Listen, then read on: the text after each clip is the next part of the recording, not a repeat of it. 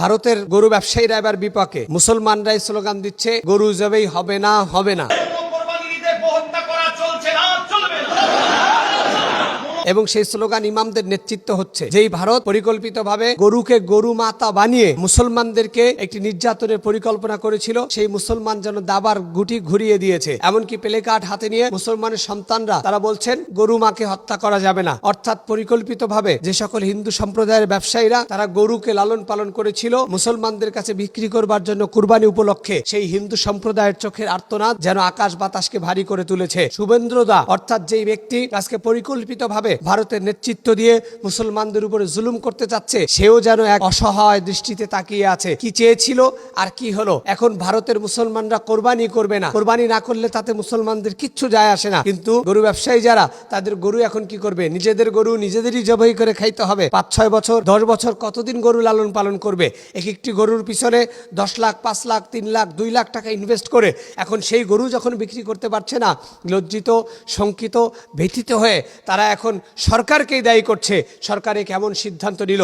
আমি কৃতজ্ঞতা জানাচ্ছি ভারতের মুসলিমদেরকে, যারা কূটকৌশল এবং কূটনৈতিক চাটুকারিতায় তারা এই সিদ্ধান্ত গ্রহণ করেছে। ফলশ্রুতিতে পুরো ভারত যেন থরথর করে কাঁপছে। যেই মুসলমানদেরকে তারা জোর জুলুম করে আঘাত আর অশ্নমিত করছিল, জুলুম করছিল, সেই মুসলমান একটু বুদ্ধি করে কৌশল করে যেন ভারতকে দামিয়ে দিয়েছে। চোখের আর্তনাদ হিন্দু সম্প্রদায়ের চোখে, চোখের আর্তনাদ ভারতের সরকারের চোখে। মুসলমান হাস্যরস্যে উজ্জীবিত হয়ে বলছে, এবার না হয় থাক না কোরবানি, আমরা আমাদের মতো এগিয়ে যাই, গণতন্ত্র সমাজতন্ত্র এবং সরকারি আইন না হয় আমরা একটু মেনে নেই। এমন পরিকল্পনায় যেন থমকে গিয়েছে ভারতের অর্থনীতি। এই কোরবানিতে যে অর্থনীতিকে চাঙ্গা করে চামড়া ব্যবসার মাধ্যমে এক অবিচ্ছেদ্য অংশ তৈরি করতে চেয়েছিল ভারত, সেই ভারতে যেন এখন চরম এক ধাক্কা খেতে যাচ্ছে।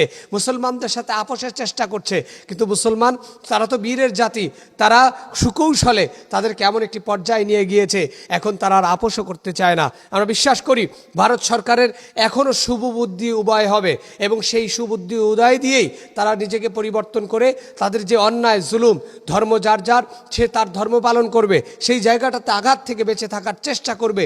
আল্লাহ তাআলা আমাদেরকে দেশ ও জাতির কল্যাণে, শ্রেষ্ঠত্বের কল্যাণে মুসলমানদেরকে সারা পৃথিবীতে আল্লাহ তাআলা হেফাজত করুক। আমিন।